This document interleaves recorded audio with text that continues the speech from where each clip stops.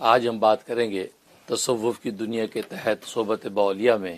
ظاہر ہے کہ یہ رجب کا مہینہ اپنے اینڈ پر ہے، اور رجب کے مہینے میں جو عظیم الشان معجزہ ظاہر ہوا وہ اسراء اور معراج کا ہے، اور یہ ایسا ایک عملی معجزہ سرکار دو عالم صلی اللہ علیہ وسلم کا ہے کہ کائنات انسانی میں اس کی کوئی نظیر نہیں ہے، کہ رات کے چند لمحوں کے اندر جو ہے وہ بیت اللہ سے بیت المقدس تک اور پھر بیت المقدس سے عالم بالا تک کی سیر کر کے واپس لوٹنا، بے شک، اور اسی جسم و جان کے ساتھ حالت بیداری کے اندر یہ سارا نظارہ کرنا، اور مقامی احدی تک پہنچ کر خود اللہ تبارک و تعالی سے ہم کلام ہونا، اور اپنی دل کی اور سر کی آنکھوں سے اللہ کا دیدار کرنا۔ اللہ اکبر، یہ ایسا معجزہ ہے کہ انبیاء کی تاریخ میں بھی اس کی کوئی نظیر نہیں ہے، سبحان اللہ، اور میں ہمیشہ کہا کرتا ہوں چونکہ یہ ایسا محیر عقول معجزہ ہے کہ اس نے سائنس اور ٹیکنالوجی کو بھی عاجز کر دیا ہے۔ اسی وجہ سے مستشرقین نے سب سے زیادہ زور اس معجزے کے انکار پر لگایا کہ یہ روحانی طور پر ہے، خواب میں ہے، یہ معنوی طور پر ہے۔ پھر یہ کہ وہ اتنا پروپیگنڈا یہ مغربی دنیا نے کیا کہ بہت سے اسلامک اسکالر جو ہے وہ بھی اس کے زیر اثر آئے، اور انہوں نے بھی یہ کہنا شروع کر دیا کہ ہاں روحانی طور پر ہے، کیونکہ مادی طور پر اس جسم و جان کے ساتھ جو ہے وہ اس طرح کا سفر کر کے آنا، چند لمحوں کے اندر لوٹنا، یہ امپاسبل ہے۔ لیکن حقیقت یہ ہے کہ معجزے کو معجزہ کہتے ہی اسی لیے ہیں کہ جو انسان کی عقل و حواس میں نہیں آتا، اور یہ یہی معجزہ ہے، تبھی تو عقل و حواس میں نہیں آتا۔ بے شک، آپ کی مادیت کے، سائنس ٹیکنالوجی کے سارے اصول ٹوٹ جاتے ہیں، لیکن اللہ تبارک و تعالیٰ اپنی قدرت اور شان دکھا دیتے ہیں۔ سبحان اللہ، اس لیے قرآن کریم میں بھی جب اس کو بیان کیا تو سبحان کے لفظ سے بیان کیا کہ یہ ایک ایسی ذات کی طرف سے گویا کہ اس معجزے کا اظہار ہے کہ جو ہر طرح کی کمزوری سے پاک ہے، اس میں کوئی نقص اور عیب نہیں ہے، وہ قدرت اور طاقت کا سرچشمہ ہے، بلکہ ساری قدرتیں اور طاقتیں اسی سے تقسیم ہوئی ہیں، بے شک، لہذا وہ قادر ہے کہ وہ یہ چند لمحوں کے اندر جو ہے اپنے محبوب کو یہ آسمانوں کے سیر کرا سکتے۔ اس کی باقی تفصیل میں نہیں جاتا، صرف ایک واقعہ ذکر کرتا ہوں کہ سرکار دو عالم صلی اللہ علیہ وسلم خود ارشاد فرماتے ہیں کہ جب مجھے بیت اللہ سے بیت المقدس کی طرف لے کے گئے اور براق پر میں سوار ہوں تو ظاہر ہے کہ مختلف واقعات پیش آئے۔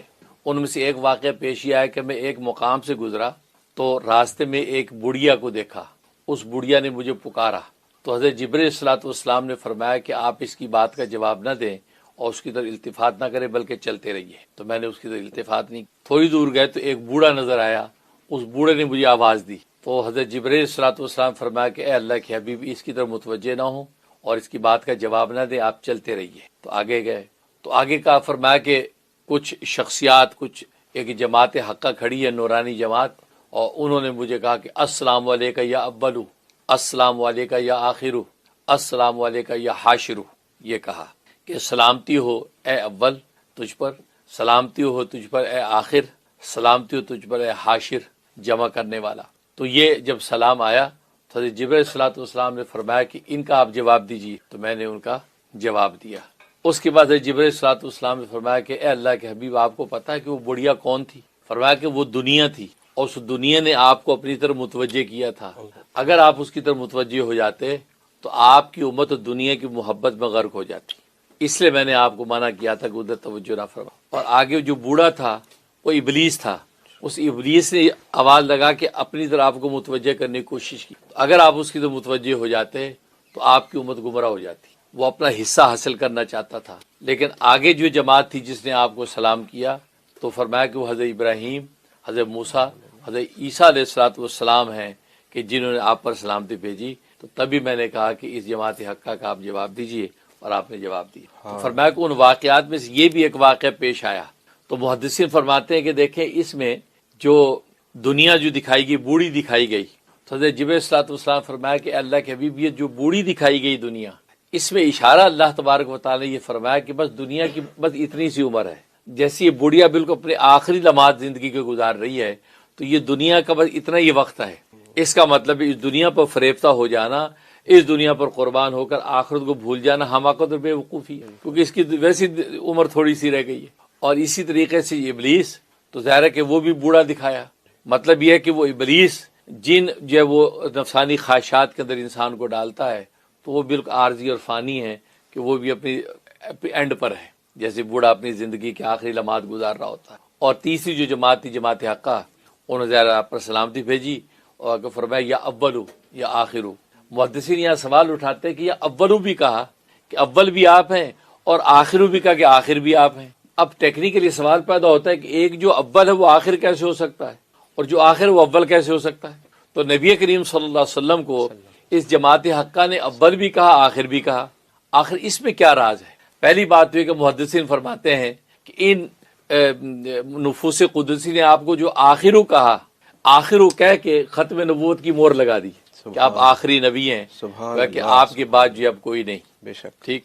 ظاہر ہے کہ خود نبی پاک صلی اللہ علیہ وسلم فرماتے آنا والساعۃ کا ہاتین، میں اور قیامت یوں قریب قریب ہیں جیسے دو انگلیاں ہیں، معمولی سا بیچ میں دراڑ جو نظر آتی ہے، اتنا سا فاصلہ رہ گیا ہے، میں آگے اور اس کے بعد قیامت. گویا کہ آخر آ گیا، آخر کے بعد یہ ساری بساط لپیٹ دی جائے گی. تو آخر کہہ کہ ختم نبوت کی مہر لگا دی وہ نبی کرام علیہ الصلوۃ والسلام نے، اور جس میں خود حضرت عیسیٰ علیہ الصلوۃ والسلام بھی شامل ہے. کیوں کہ آج جو ایک طبقہ جس کو آپ قادیانی کہتے ہیں، مرزائی کہتے ہیں، اور جو اپنے آپ کو احمدی کہتے ہیں، وہ یہ کہتے ہیں کہ تم لوگ ختم نبوت کے قائل ہو، خود ہی ختم نبوت کے خلاف بات کرتے ہو. بھی کیسے؟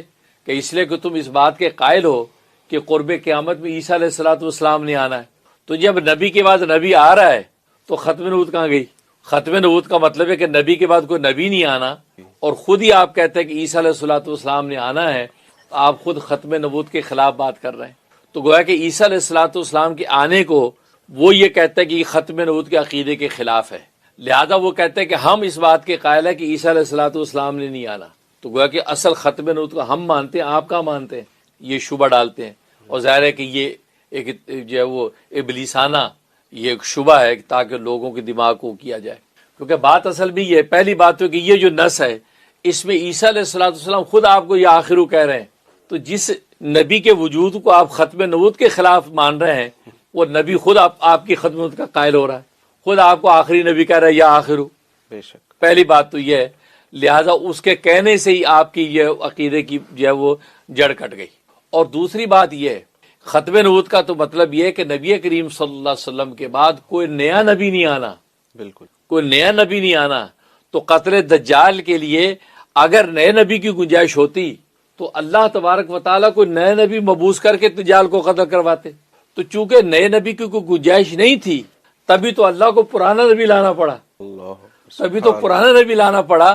اگر نئے کی گنجائش ہوتی تو اللہ کے خزانوں میں کوئی کمی ہے؟ اللہ کسی کو بھی نبی بنا کے قتل کرواتے. کیونکہ عیسیٰ علیہ الصلوۃ والسلام تو قتل دجال کے لیے ان کو سیو کیا ہوا ہے نا، آ کے قتل کریں گے. سبحان اللہ. تو معلوم یہ ہوا کہ عیسیٰ علیہ الصلوۃ والسلام کا آنا تو ختم نبوت ہی کی دلیل ہے کہ پرانا نبی آ رہا ہے، پرانا نبی آ رہا ہے. اب دیکھیں قرآن کریم کی 114 صورتیں ہیں. سب سے پہلی صورت فاتحہ ہے، سب سے آخری صورت والناس ہے. ٹھیک. اب ہم کہتے ہیں آخری صورت کون سی؟ جی صورت ناس ہے. اب اگر اس ترتیب سے کوئی قرآن لکھے، بیچ میں سے الحاکم التکاثر کی صورت والناس کے بعد لکھ دے تو کیا آپ یہ کہیں گے کہ قرآن کریم کی آخری صورت تکاثر ہے؟ آپ کہیں گے آخری صورت تو صورت والناس ہی ہے. یہ جو صورت تکاثر جو بعد میں لکھ دی گئی، اس کے بعد میں آنے سے والناس کی آخری ختم نہیں ہوئی، وہ آخری صورت وہی ہے. واہ، بہت. وہ کسی بھی مسئلے کے تحت بعد میں کاتب نے لکھ دی تو لکھ دی ہو، لیکن والناس کی آخریت ختم نہیں، وہ آخر وہی ہے. تو بالکل اسی طریقے سے سرکار دو عالم صلی اللہ علیہ وسلم جو آخری نبی ہیں، ان کے بعد اگر کوئی پرانا نبی آ گیا تو نبی پاک صلی اللہ علیہ وسلم کی ختم نبوت پر کوئی حرف نہیں آیا کہ آپ کی آخریت پکی ہے. اس لیے تو خود نبی کریم صلی اللہ علیہ وسلم نے یہ تک فرمایا جب حضرت عمر فاروق رضی اللہ تعالیٰ عنہ تورات تلاوت کر رہے تھے، تو آپ حجرے سے نکلے تو کہا کہ عمر کیا پڑھتے ہو؟ تو کھڑے ہو گئے کہ یا رسول اللہ صلی اللہ علیہ وسلم میں تورات تلاوت کر رہا ہوں، کیونکہ اتنے بڑے جلیل قدر نبی جو ان کی یہ کتاب ہے تو میں پڑھ رہا ہوں، اس میں کیا معارف ہیں، کیا علوم ہیں، اللہ کے کلیم ہیں، تو میں اس لیے پڑھ رہا ہوں تاکہ پتہ چلے اس میں کیا کچھ لکھا ہوا ہے. ظاہر ہے ایک انفارمیشن کا شوق. تو نبی پاک صلی اللہ علیہ وسلم کا چہرہ غصے سے سرخ ہو گیا، ایسا سرخ. اور صحابہ اس کی تعبیر یوں فرمایا کرتے تھے کہ جب آپ انتہائی غصے جب ہوتے تھے تو آپ کی یہ گال اتنے سرخ ہو جاتے جیسے اس میں انار نچوڑ دیا گیا. اب عمر فاروق اب رضی اللہ تو اپنی بات کر رہے ہیں اور آپ کے چہرے کی طرف دیکھ ہی نہیں رہے. تو ابو بکر نے کونی ماری، عمر رسول اللہ کا چہرہ دیکھو کتنا غضبناک ہو رہا تیری اس بات پہ. انہوں نے دیکھا تو گھبرا گئے، فوراً کہنے رضیت باللہ ربا وبالاسلام دینا وبمحمد صلی اللہ علیہ وسلم نبیہ. اور یہ عنوان ایسا تھا کہ یہ جب نبی پاک کے سامنے بیان کیا تھا تو آپ کا غصہ ٹھنڈا ہو جاتا. سبحان کہ میں راضی ہو گیا اللہ کو اپنا رب بنا کر، میں راضی ہو گیا اسلام کو اپنا دین بنا کر، میں راضی ہو گیا محمد صلی اللہ علیہ وسلم کو اپنا نبی بنا کر۔ یہ الفاظ جب کہتا کوئی تو آپ کا غصہ جو وہ ٹھنڈا ہو جاتا۔ اس کے بعد آپ نے فرمایا کہ والذی نفسی بیدی، اے عمر قسم اس ذات کی جس کے قبضہ قدرت میں میری جان ہے، کہ لو کان موسیٰ حیًّا، اگر موسیٰ آج زندہ ہو کر آ جائیں، ان کو بھی میری پیروی کیے کوئی گزارا نہیں، وہ میری پیروی کریں گے۔ تو موسیٰ کی کتاب پڑھتے ہو، گویا کہ میں تمہارے لیے قرآن لے کے آیا ہوں جو سارے علوم و معارف کا مجموعہ ہے، لیکن اگر موسیٰ خود بھی اگر آ جائیں تو میری پیروی ان کے لیے ناگزیر ہوگی، اور تم موسیٰ کی کتاب پڑھ رہے میرے ہوتے بھی۔ اب اس میں لو کان حیًّا کہہ دیے، موسیٰ بھی اگر آ جائیں، تو نبی پاک تو خود کہہ رہے میں آخری نبی ہوں، تو اس کا مطلب وہ آ بھی جائیں تو میری آخرت ختم نہیں ہے، ختم نبوت کا تاج میرا ہی رہے گا۔ تو مطلب کہ آخری نبی آپ ہیں، یا تو کوئی بھی نبی آپ کے بعد آ بھی جائے پرانا، تو اس کا مطلب آپ ختم نبوت کا تاج آپ ہی کے سر رہتا ہے۔ تو عیسیٰ علیہ السلام کا آنا دنیا میں یہ آپ کے ختم نبوت کی بہترین دلیل ہے، اور یہی دلیل جو ہے وہ علامہ انور شاہ کشمیری رحمۃ اللہ علیہ نے بھی نقل فرمایا کہ یہ تو ختم نبوت کی دلیل ہے، کیونکہ اگر نئے نبی کی گنجائش ہوتی تو اللہ نیا نبی خطر دجال کی لاتا، کیونکہ گنجائش نہیں تھی تو پرانا نبی لانا پڑا، اس سے ختم نبوت ثابت ہوتی۔ تو معلوم کہ یا اول ہو یا آخر ہو۔ اب یہ اول بھی کا آخر کا اس کا کیا مطلب؟ اس کا مطلب یہ ہے کہ محدثین بڑی اچھی مثال دیتے ہیں، فرمایا بیج ہوتا ہے نا، بیج جو ہے نا یہ بالکل درخت کا بالکل اول ہے، اس کو زمین میں آپ جو ہے وہ بو دیتے ہیں، اب وہ اگتا ہے بیج، یہاں تک کہ درخت بن جاتا ہے، آم کا درخت بن گیا، اس پہ آم لگ گئے، آم کے اندر پھر بیج ہے، وہی بیج پھر آپ بوتے اگلا درخت بنتا ہے۔ تو یہ کیا ہوتا ہے؟ بیج اول میں بھی بیج تھا، بعد میں پھر بیج۔ فرمایا بس یہی ہے کہ نبی اس کائنات کے اندر تخلیق جب کی اللہ نے، سب سے پہلے نبی کے نور کو پیدا کیا، سب سے پہلے آپ کو پیدا کیا، اور اس کے بعد اسی یہ کہ نبی پاک کے نور سے ساری کائنات کو بنایا، جیسے کہ حدیث میں آتا ہے۔ اور پھر آپ صلی اللہ علیہ وسلم اس پوری کی پوری کائنات کا نچوڑ خلاصہ آخر بھی آپ، جیسے بیج جو ہے وہ اول بھی ہے، اور بیج جو پورا تناور درخت بننے کے بعد آخر بھی ہے۔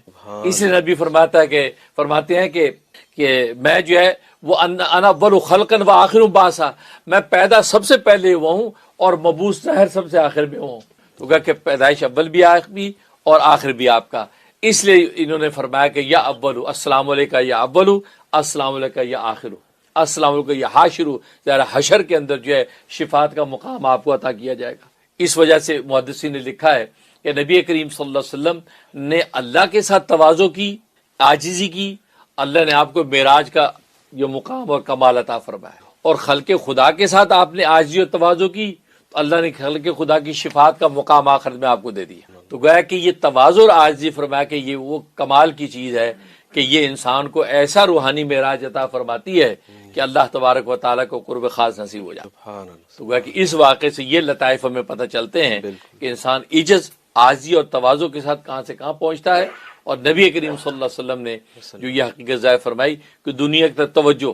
اور پھر اس میں ایک اور نقطہ لکھا محدثین نے کہ فرمایا نا کہ بڑھیا نے آپ کو آواز دی تو آپ کو جب نے کہا نہیں آپ متوجہ نہ ہو، اس کا مطلب ہے انسان متوجہ بھی ہو جائے تو وہ اپنا اثر دکھا دیتی چیز، اثر دکھا دیتی ہے۔ اس لیے فرمایا کہ جس چیز سے بچنا ہو ادھر توجہ بھی نہ کرو، کیونکہ اپنا اثر چھوڑ جاتی ہے۔ تبھی تو فرمایا کہ پہلی نظر اگر پڑ جائے تو وہ معاف ہے، لیکن دوسری نظر آپ ارادے سے نہ ڈالیں نامحرم پر، کیونکہ نظر آپ کی پڑی، وہ نقشہ آپ کے دل و دماغ میں بیٹھ گیا، وہ اپنا اثر دکھائے گا۔ اور آج تو میں کہتا ہوں سوشل میڈیا کا دور ہے، اب سوشل میڈیا پہ آپ کوئی قرآن کا درس سن رہے ہیں، بیچ میں کوئی فضول چیز آ گئی، اب آپ کہتے چلو ایک نظر ڈال دو، وہ توجہ آپ نے کی، وہ اپنا اثر دکھائے گی۔ اس اثر دکھانے کے نتیجے میں انسان آہستہ آہستہ جو ہے وہ نفسانی خواہشات میں مبتلا ہونے لگے گا۔ تو معلوم ہے کہ گناہ اور معاصی کی طرف توجہ بھی نہ کرو، کیونکہ توجہ کرنے سے بھی وہ چیز اپنا اثر دکھاتی ہے۔ تبھی نبی نے فرمایا جو خاموش ہے نجات پا گیا، کیونکہ ہر جگہ بولنا لازم نہیں ہوتا، کسی جگہ خاموش رہنا ایک ایسا عمل ثابت ہو جاتا ہے کہ وہ عمل آپ کے لیے قابل نجات ہو جاتا ہے۔ تو گویا کہ دیکھو کچھ نہ کرنا خود ایک عمل ہے، اس لیے دنیا میں جو بھی کوئی اچھا یا برا عمل کر رہا ہے وہ تو عمل کے زمرے میں آتا ہی ہے، اور جو کچھ نہیں کر رہا وہ کچھ نہ کرنا بھی ایک عمل ہے۔ اس لیے دنیا میں ہر انسان عمل کے لیے آیا ہے، اچھا عمل کرے برا عمل کرے۔ وہ الگ بات ہے کہ اللہ تبارک و تعالیٰ فرما دیا کہ ہم نے تمہیں اس لیے پیدا کیا، الذی خلق الموت والحیات لیبلوکم ایکم احسن عملا، ہم نے جو ہے وہ موت اور حیات کو اس لیے پیدا کیا ہے اور دنیا میں تمہیں حیات دے کے بھیجا ہے تاکہ ہم تمہیں واچ کریں کہ تم میں کون ہے جو اچھا عمل کرتا ہے۔ تو گویا کہ اچھے عمل کے بارے میں حکم فرما دیا کہ اچھا عمل کرو، برا عمل نہ کرو، لیکن آپ یہاں پر مختار اور آزاد ہیں، اپنی مرضی سے برا عمل کرو گے ہم اس کو نوٹ کر لیں گے، اچھا عمل کرو گے اس کو نوٹ کر لیں گے۔ فَمَن يَعْمَلْ مِثْقَالَ ذَرَّةٍ خَيْرًا يَرَهُ، اگر معمولی سا عمل خیر کا اگر کیا ہے تو معمولی سی خیر بھی کل کو تم دیکھ لو گے کہ تم نے یہ خیر کی۔ وَمَن يَعْمَلْ مِثْقَالَ ذَرَّةٍ شَرًّا يَرَهُ، اگر تم نے کوئی معمولی سا گناہ شر اگر کیا ہے وہ معمولی سا شر بھی ہم سیو کر کے کل تمہیں دکھا دیں گے کہ تم نے یہ برا عمل کیا۔ دیکھو کوئی یہ نہ سمجھے کہ بھائی اللہ میں نے دیکھا نہیں، کوئی بات نہیں، کسی نے سنا نہیں، کوئی بات نہیں۔ فرمایا کہ فَمَن يَعْمَلْ مِثْقَالَ ذَرَّةٍ خَيْرًا يَرَهُ وَمَن يَعْمَلْ مِثْقَالَ ذَرَّةٍ شَرًّا يَرَهُ، تو گویا کہ کل روز قیامت میں اللہ تبارک و تعالیٰ سب دکھائیں گے، کیونکہ یہ تو دارالعمل ہے، دارالامتحان ہے، اور دارالعمل کے اندر تو جزا اور سزا کے فیصلے نہیں ہوتے، یہاں پر بندوں کو آزاد چھوڑ دیا جاتا ہے۔ ہاں ان کو تعلیم حق دے دی جاتی ہے، ان کی انبیاء کے ذریعے سے کاؤنسلنگ کر لی جاتی ہے کہ دیکھو یہ اچھا ہے یہ برا ہے، لیکن اگر کوئی عمل کرے گا تو زہ قسمت زہ نصیب، اور اگر نہیں عمل کرے گا حکم پر تو ظاہر ہے کہ آخرت میں اللہ تبارک و تعالیٰ ایک بڑی عدالت لگائیں گے اور وہاں پر وہ جواب دہ ہوگا، اور وہاں پر بھی وہ ٹھیک ٹھیک بولے گا، وہاں پر وہ جھوٹ نہیں بول سکے گا۔ تو معلوم ہوا کہ دنیا میں یہ قوت عمل اور قوت ارادہ اس لیے اللہ تبارک و تعالیٰ نے پیدا کیے تاکہ بندہ عمل کرے، اور ظاہر ہے کہ دنیا میں دو ہی رشتے ہیں، ایک خالق کا رشتہ ہے، ایک مخلوق کا رشتہ ہے، اس کے علاوہ تیسرا کوئی رشتہ نہیں ہے۔ ایک ہمارا اللہ کے ساتھ ایک رشتہ اور تعلق ہے، ظاہر وہ عبادت کا تعلق ہے، اور ایک ہمارا رشتہ اللہ کے غیر کے ساتھ یعنی اللہ کے مخلوق کے ساتھ رشتہ تعلق ہے، ظاہر وہ خدمت کا ہے۔ تو وہ کہ اللہ کے ساتھ ہمارا رشتہ عبادت کا ہے اور اللہ کے غیر کے ساتھ رشتہ ہمارا خدمت کا ہے۔ تو خدمت اور عبادت یہ دو ہی پٹریاں ہیں ہماری زندگی کی، ریل گاڑی کی، ان پٹریوں کے ہماری ریل گاڑی سموتھ چلتی رہے گی تو انشاءاللہ منزل ہمیں مل جائے گی۔ لیکن اگر عبادت تو کر لی خدمت نہ کی تو ظاہر ہے کہ ایک پر کٹا ہوا ہے، پرواز نہیں ہوگی، یا خدمت کر لی یا خدمت نہیں کی عبادت کر لی، یا خدمت کر لی عبادت نہیں کی تو ایک پر کٹا ہوا ہے، پرواز نہیں ہوگی۔ پرندے کی پرواز کے لیے دونوں پروں کا سالم ہونا لازم ہے کہ عبادت ہو اپنے اللہ کی اور خدمت ہو اللہ کے غیر کی۔ تو خدمت اور عبادت یہ دو چیزوں کو لے کے جب چلتا ہے تو گویا کہ اس کی دونوں پٹریاں سالم ہیں اور اس کی زندگی کی ریل گاڑی سموتھ چلتی رہتی۔ اور ظاہر ہے کہ اللہ کی عبادت کا مفہوم سب جانتے ہیں، جو انبیاء اکرام علیہ الصلوۃ والسلام کے ذریعے سے ہمیں حکم دے دیا گیا کہ 5 وقت کی نماز پڑھنی ہے، روزے رکھنے ہیں، زکاتیں دینی ہیں، حج کرنا ہے، خدا کو یاد کرنا ہے، ظلم نہیں کرنا۔